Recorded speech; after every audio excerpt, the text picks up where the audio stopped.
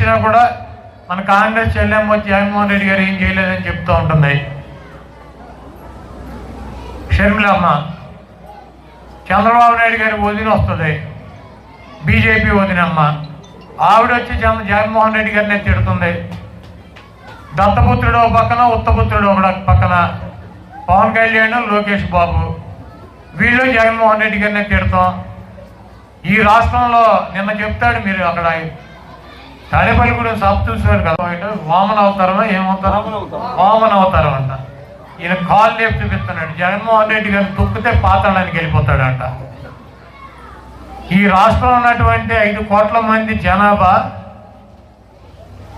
ఉత్తపుత్రుని, దత్తపుత్రుని, తండ్రిని, వృద్ధాప్య తండ్రిని తొక్కితే 24 సీట్లకు పరిమితమై పాతాళంలోకి వెళ్ళిపోయారు.